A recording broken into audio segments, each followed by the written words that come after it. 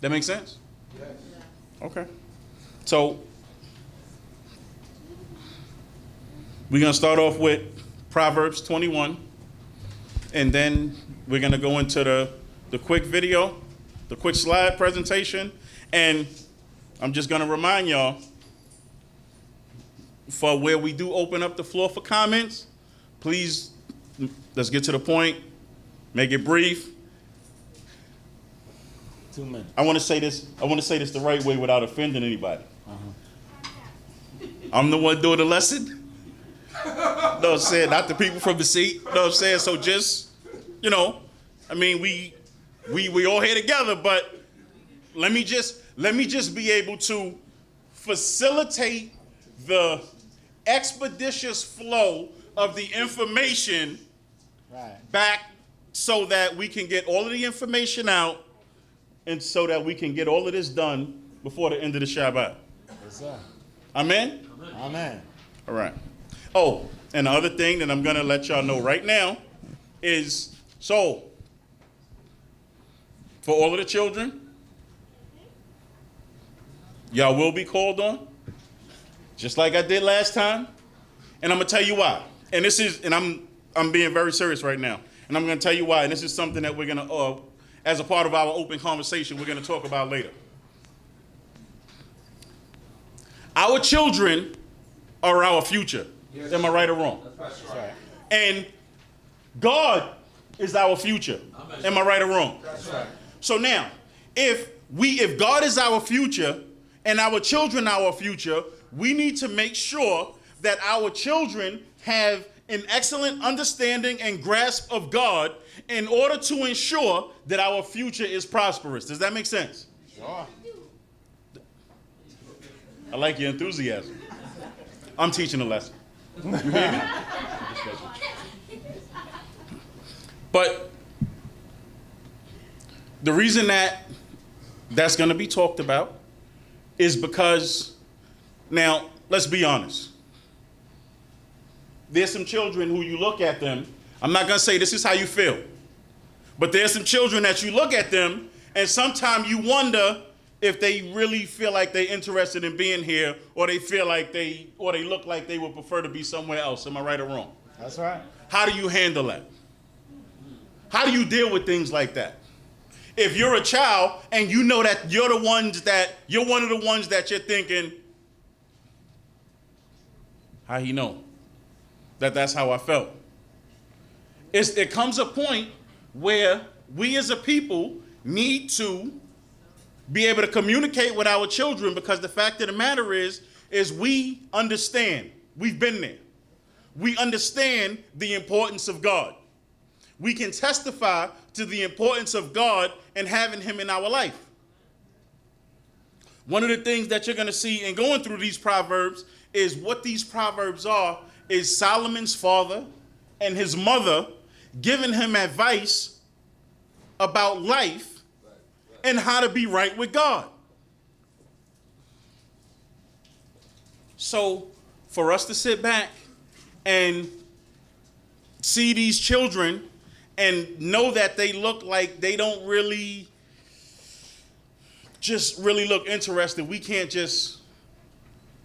take that lying down. We need to find a way. So we as adults need to find a way, and y'all as children need to be able to communicate with us in a fashion that y'all can let us know some of the things that y'all think would help all of us become better.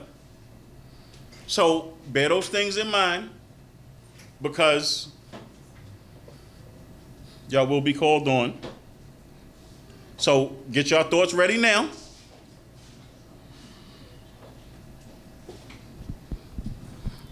We're in the book of Proverbs.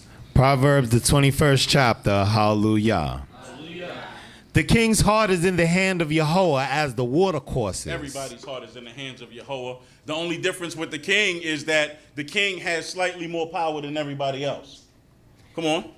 He turns it whithersoever he will.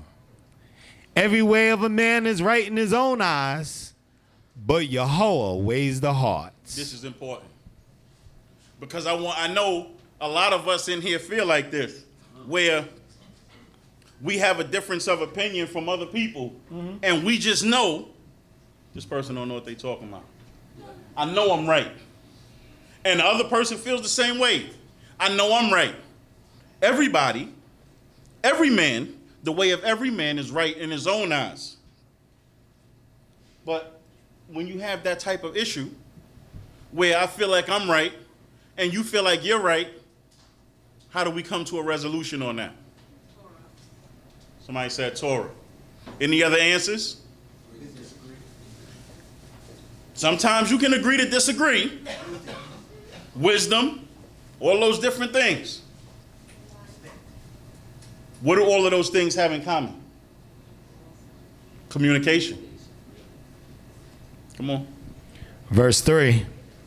To do righteousness and justice is more acceptable to Yahweh than sacrifice. And in order to do righteousness and justice, we need to know what righteousness and justice is. Correct. How do you learn what righteousness and justice is? Torah. Whenever you don't really know the answer, this is just like C. Say Torah. Come on. 4. A haughty look and a proud heart. The tillage of the wicked is sin. The thoughts of the diligent tend only to plenteousness.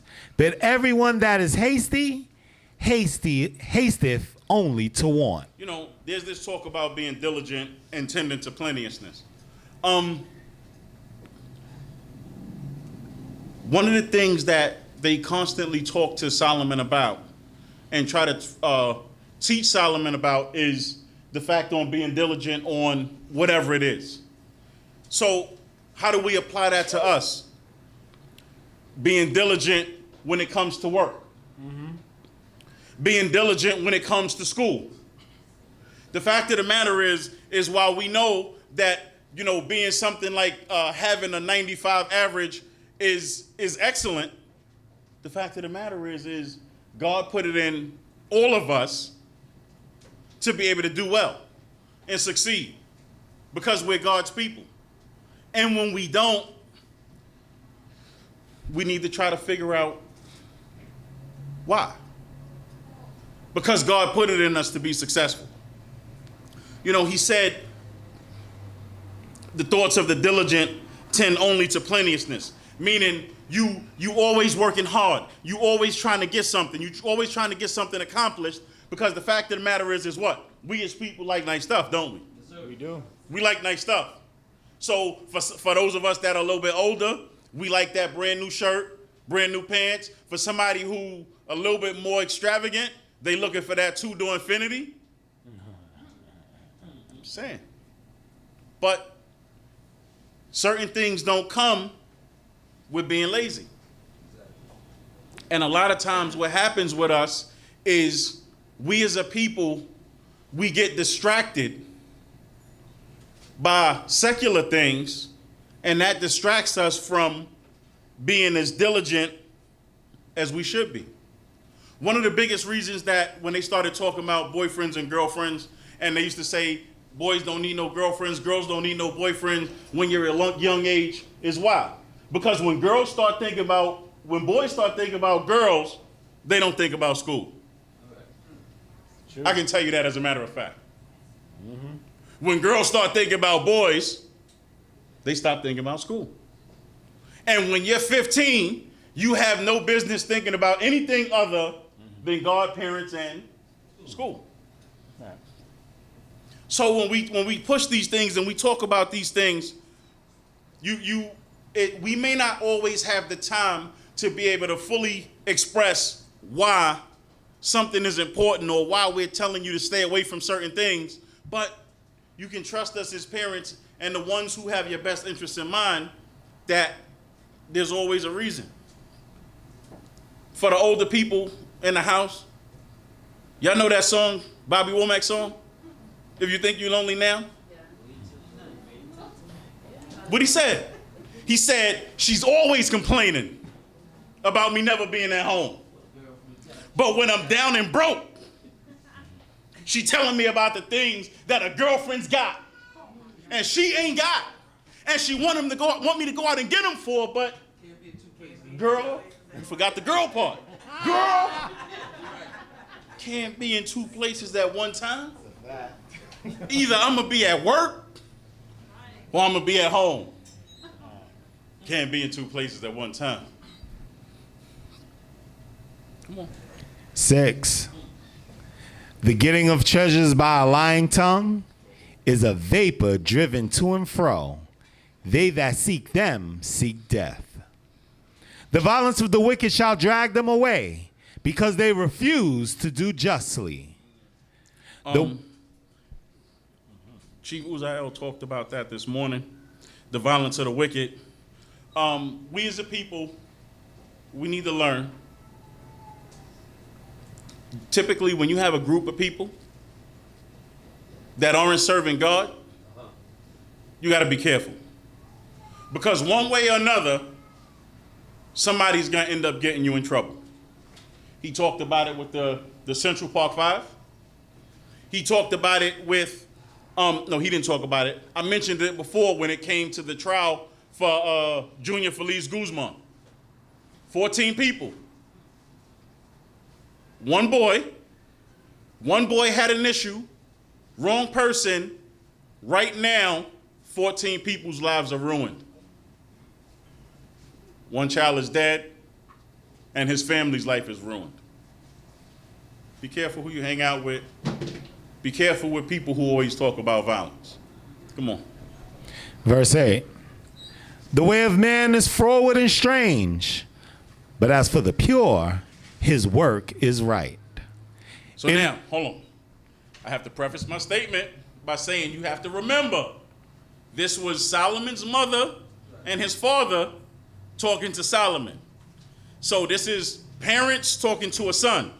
So when you read certain things, it doesn't mean that it doesn't really go the other way. It just means that this is Solomon's parents talking to a son. Verse 9. It is better to dwell in a corner of the housetop than in a house in common with a contentious woman. So,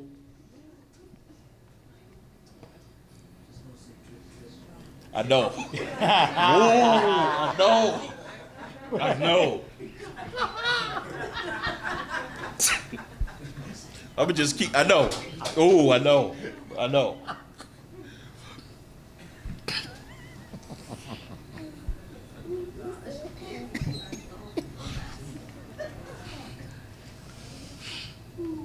So, listen, the fact of the matter is, you know, Maisha, she sent me a text, I don't know, probably a couple of weeks ago, whenever it was. And the text said something, I'm paraphrasing. The secret to a happy marriage is getting to know the person who you marry. Sure. And as small of, as simplistic as that may sound, that's important. Because I can tell you, you don't want to be this person. Sure. Where it's saying, I mean, this is pretty severe. That it's better to dwell in the roof corner of a house than in a roomy house with a contentious woman. You try to go in a man cave. You drip, drip. She did. You see that? Right. You seen that episode of Everybody Hates Chris? With Malvo? When Chris' father was, everywhere Malvo was, Chris' father was right there. You think I'm playing? Same thing. Everywhere you go, you try to get some peace. She right there. You think that you're going to sit down and read the Tanakh in peace. And she hurt because you did something, and she do something like turn up the radio real loud. And it might be something like Mary J. Blige or something. I'm not going to cry. I'm not going to shed no tears. But baby, I'm trying to study. Turn it up. You don't want to be that person.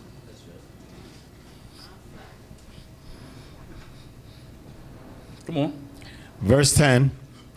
The soul of the wicked desires evil. His neighbor finds no favor in his eyes. When the scorner is punished, the thoughtless is made wise. And when the wise is instructed, he receives knowledge. This is important because what it's saying is when the scorner is punished, the thoughtless meaning the person who wasn't thinking about it. The person who just wasn't really paying attention. You know, he was just kind of going about life. She was just going about life. But when they see the scorner punished, that opens their eyes and causes them to think. And then when the wise is instructed, he receives knowledge. Because we're always learning.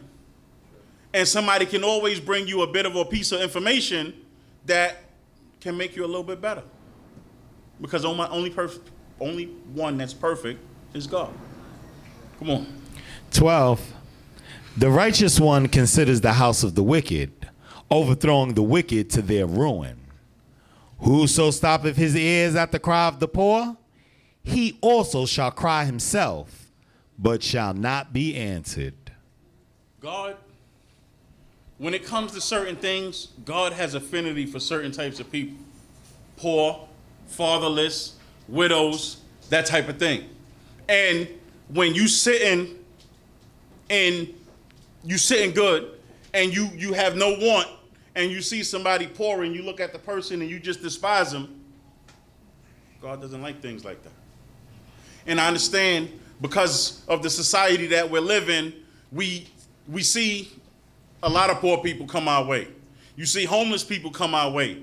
Some of it is gain. Some of it is you see this poor person and they're on drugs and you're like, well, I'm not going to be giving my hard-earned money to support their habit. I know it's a lot of different things that go through our mind. And I'm not even sure which answer is right. So the only thing that I can tell you is when you find yourself in that situation, just consider God. And hopefully that'll make you make the right decision. Come on. 14. A gift in secret pacifies anger, and a present in the bosom, strong wrath. To do justly is joy to the righteous, but ruin to the workers of iniquity. So, to do justly. One of the things that justice and judgment and all of those things brings about is it brings about a certain level of confidence. Because the fact of the matter is nobody likes to feel like they were wrong and nobody did anything about it. Correct. Nobody likes to feel like they were wronged and everybody knows and nobody wants to put their hand in to try to fix this, but they just want to act like and make everything go away. Those are the things that drive people away from each other, because when we, as each and every one of us have known and seen where we've been wrong, we've all know that feeling. And with us knowing that feeling, we need to be considerate when it comes to somebody else. Come on. 16. The man that strays out of the way of understanding shall rest in the congregation of the shades. He that loves pleasure shall be a poor man. He that loves wine and oil shall not be rich. So you could go to the club 3 times a week, and you could take your check and you could make it rain if you want to. But the only thing that's going to tend to is your bills need to be paid at the end. That's right. Now, I know we're a people. We like nice stuff. I'm looking out at the people right now. I'm looking at the people in the room over to the side. I know we like nice stuff.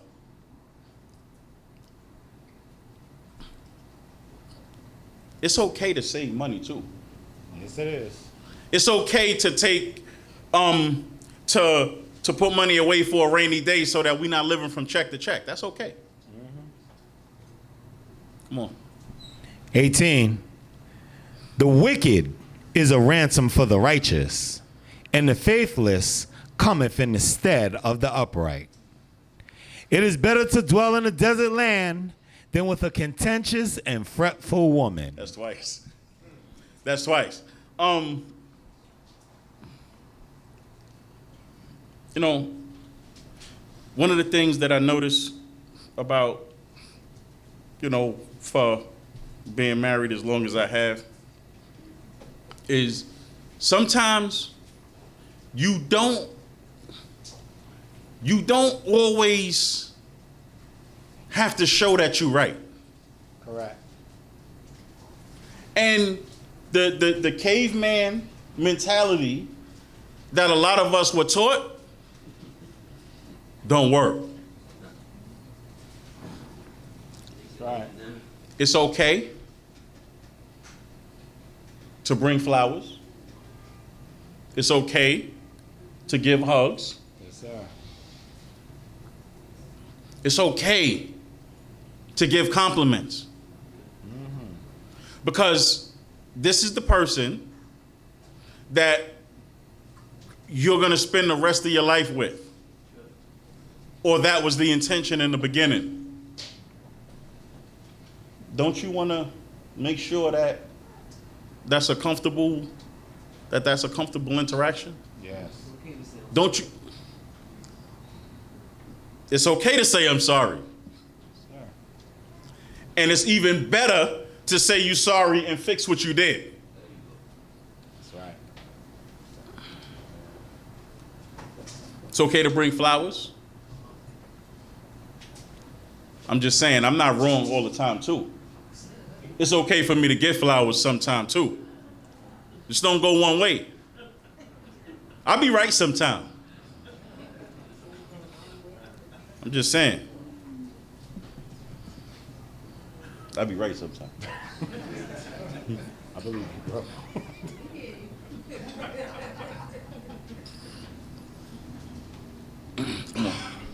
20. There is desirable treasure and oil in the dwelling of the wise, but a foolish man swallows it up. So what it's saying is, they understand the appreciating the desirable things and the treasurable things, but everything must be tempered. But the foolish person just, as soon as he get it, he spin it.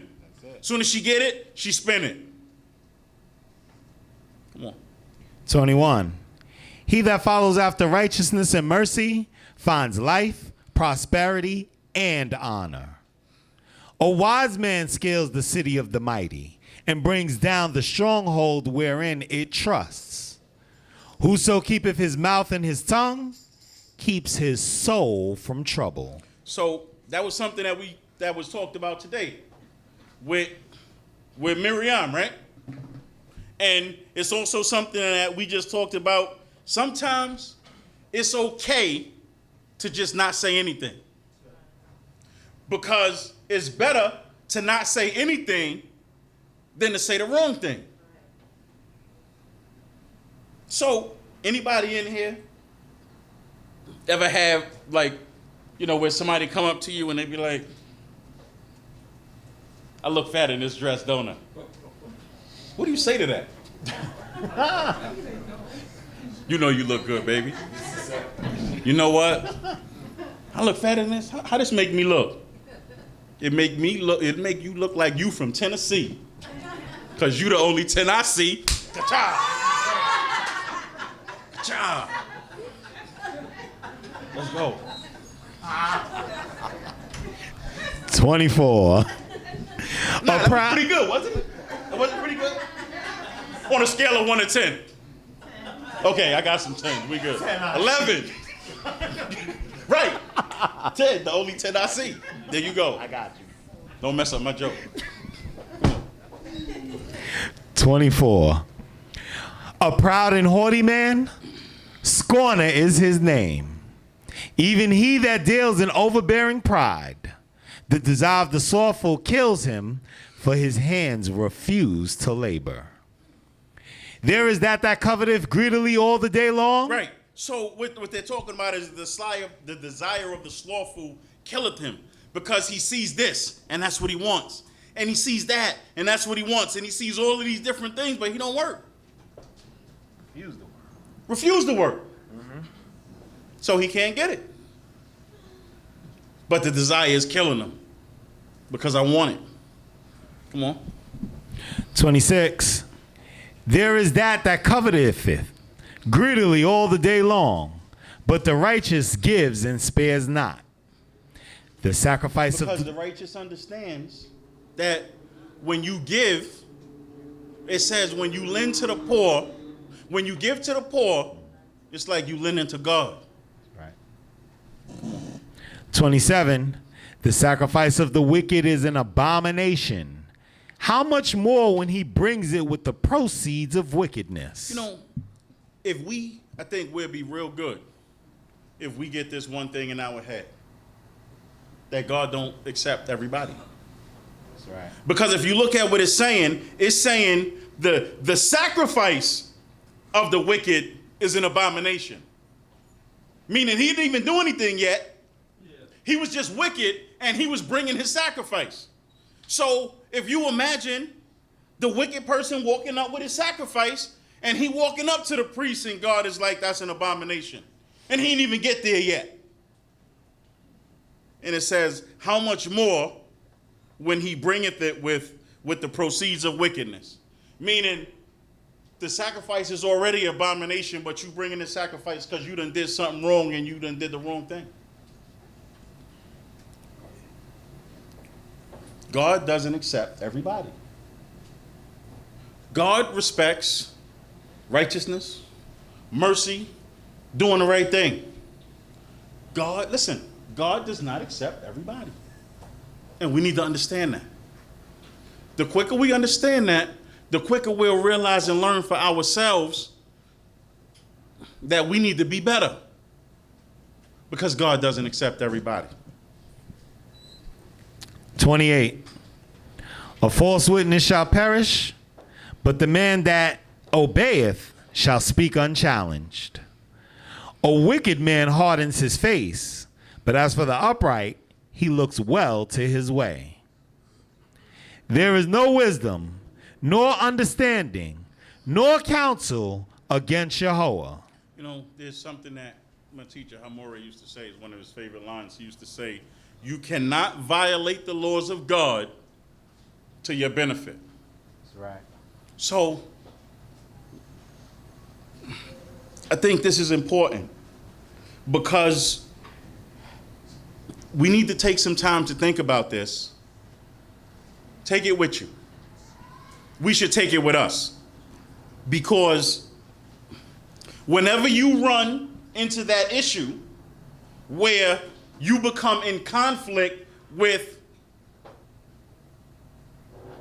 I know I'm not supposed to work on the Shabbat, but my rent needs to be paid. God understand. And I know that that's an easy one. You know, whenever you run into that conflict of, I know she had a ring on when I started talking to her, but then she took it off, but, you know, and now you're in conflict with things that we don't need to be in conflict about. And we start to rationalize and tell ourselves, I'll be okay if I do this. That's contrary to God. You won't be okay. You won't be okay when you do things that are contrary to God. And that's what it's saying. Regardless to how we rationalize, regardless to how we think about it, you won't be okay. 31. The horse is prepared against the day of battle, but victory is of Yahweh. Meaning it's okay to prepare for whatever it is that you need to do. Whether it's studying for a test, preparing for an interview, or whatever it is, it's okay to prepare. Just bear in mind that the victory belongs to God. That's right.